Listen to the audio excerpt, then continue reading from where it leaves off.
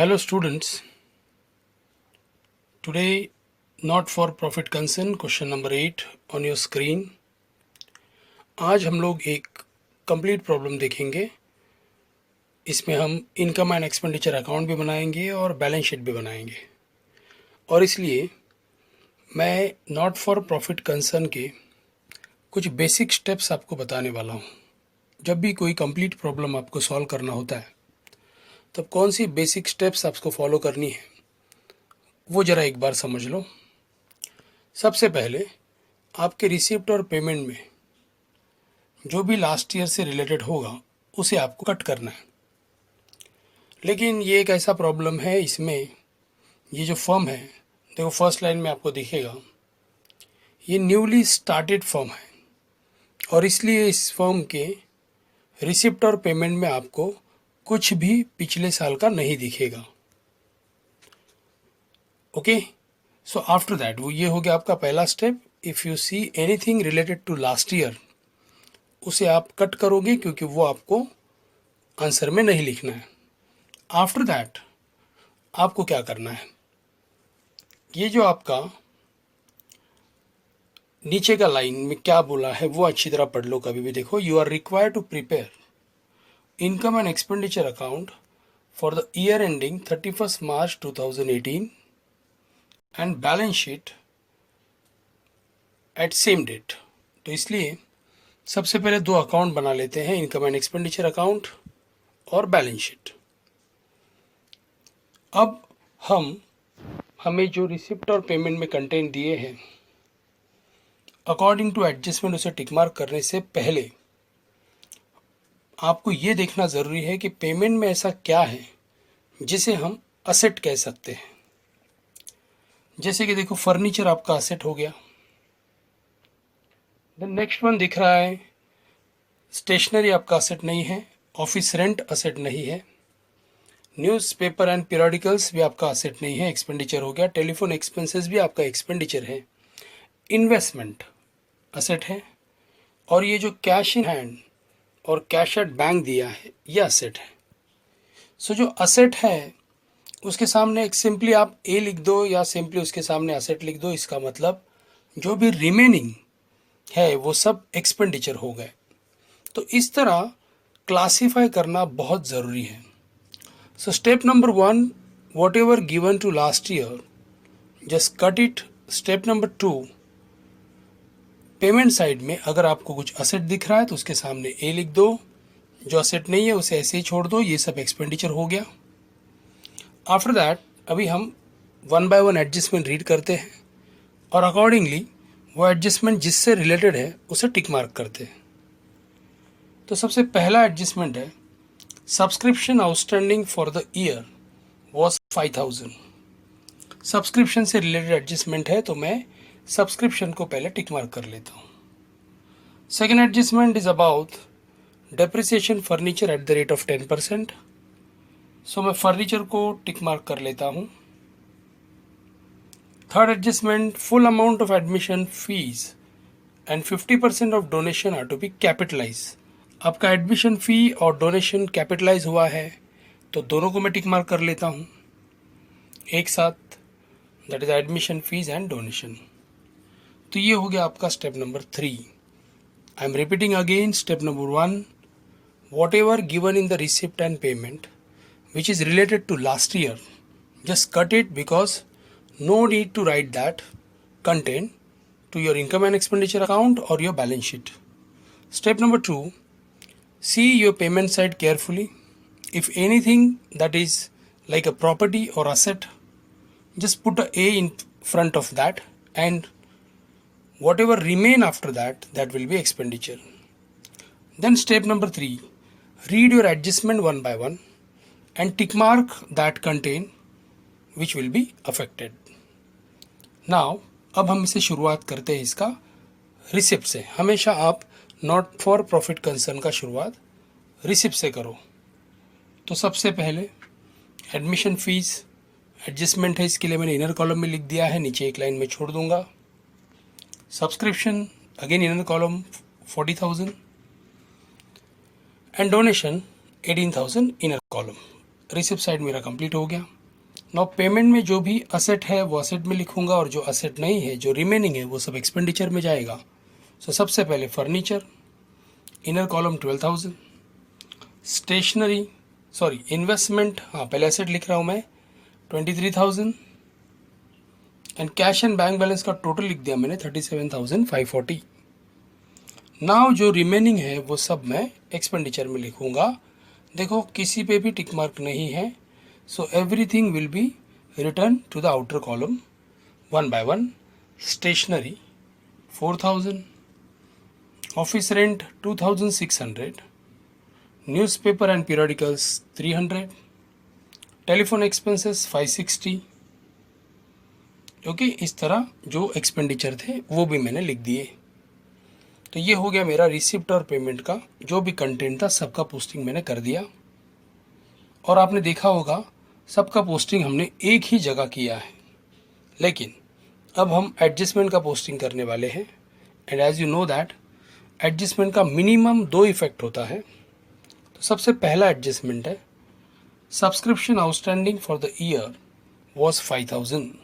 मतलब आपके जो मेंबर हैं उस मेंबर में से कुछ लोगों का पैसा आना बाकी है। आउटस्टैंडिंग आपको पता है, आउटस्टैंडिंग हमेशा हम प्लस करते हैं, वो जिससे भी रिलेटेड है उसमें प्लस करते हैं।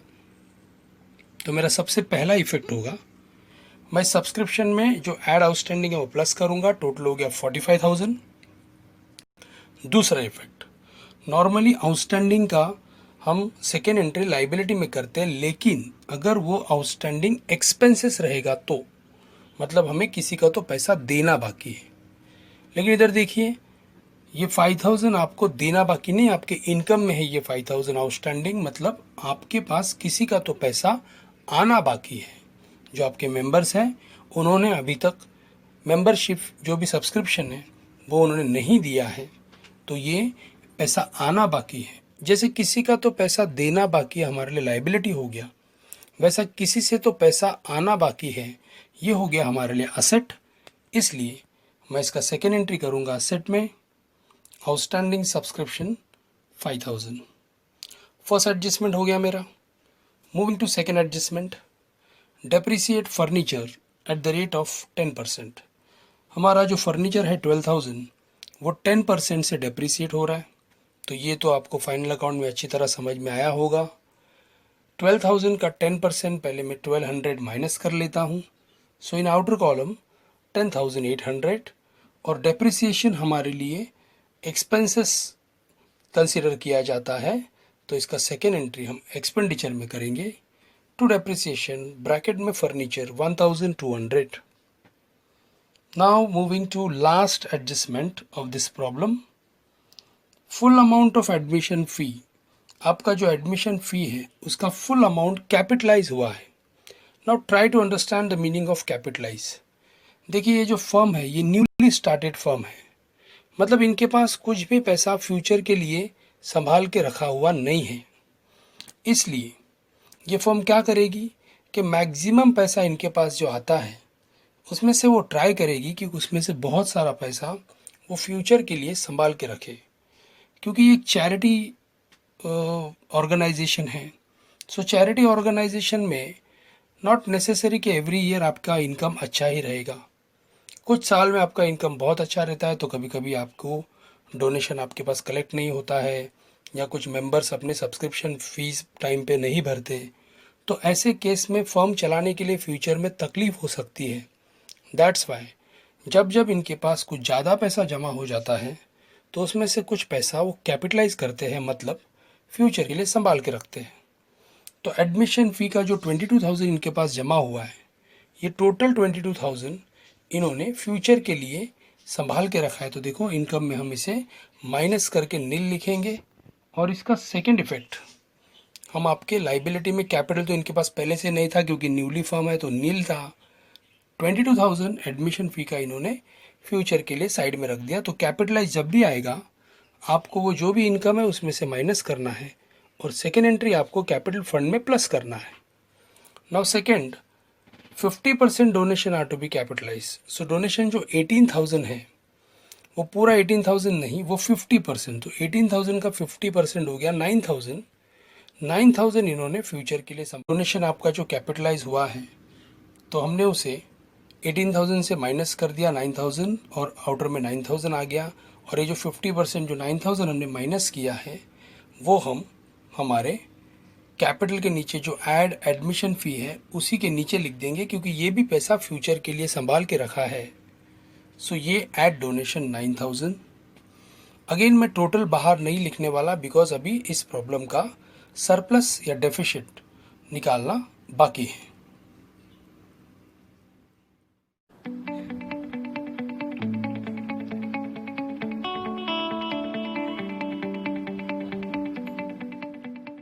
नहीं है तो इसका मतलब मेरा इनकम साइड हेवी है। तो पहले मैं इनकम का टोटल कर लेता हूँ 54,000। Same I will write to the debit side of income and expenditure 54,000, and when I deduct this 4,000, 2,600, 300, 560 and 1,200 from 54,000, I will get surplus rupees 45,340, and this surplus also added to your capital. So surplus 45,340। तो जब मैं 22,000, 9,000 और 45,340 का total करता हूँ, I will get 76,340। अब again मुझे सिर्फ मेरा बैलेंस शीट टैली करना है। देखो लाइबिलिटी में एक ही अमाउंट है 76,340। नाउ लेट्स सी यही टोटल हमारा असेट का आता है क्या। सो देखिए आपके असेट में लास्ट का 3 डिजिट है, फर्नीचर का 800 और कैश एंड बैंक बैलेंस का 540। सो 800 एंड 540 1,340 हो रहा है। सो 340 तो लास्ट के 3 डिजिट आ रहे हैं और 1,000 मेरा कैरी हो गया। सो 11 10 + 1 11 + 3 14 + 20 34 + 5 39 + 7 46 एंड 30 76,000। इसका 76,340 टोटल आ रहा है। सो इस तरह ये जो मेरा टेक्स्ट बुक का क्वेश्चन नंबर 8 था वो हमने पूरी तरह एक complete problem, first time not for profit concern का एक कंप्लीट प्रॉब्लम हमने टैली कर दिया। सो अब इसके आगे मैं और 3-4 problem not for profit concern के इसी तरह एक कंप्लीट प्रॉब्लम आपको टैली करके दे दूंगा, so that not for profit concern से रिलेटेड जो भी डाउट है वो डाउट आपके क्लियर हो जाएंगे। Thank you and all the best.